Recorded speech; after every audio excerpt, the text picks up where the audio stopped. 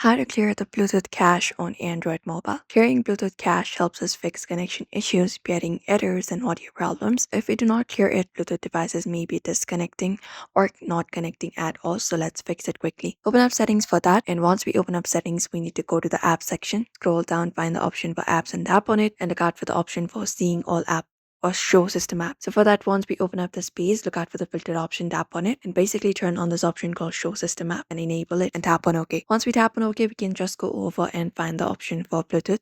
We can scroll down and find the option for Bluetooth section and go ahead and open it up. Now, once we open up Bluetooth, what we can do is we can go to their storage. We can scroll down, find the storage section and tap on it. And within there, look out for the option of clear cache and tap on it. That is one of the method we can follow up to clear out the cache. Apart from that, what we can do is we can just go over and restart our Bluetooth as well.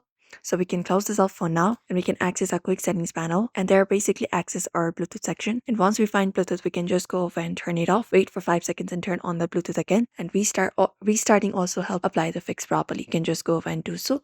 If the issue continues, you can try resetting the network settings. And that's it. Now we have cleared out the Bluetooth cache on Android and fixed the very common connection problems. So we hope this video was helpful. Give this video a like and subscribe for more tips and tutorials.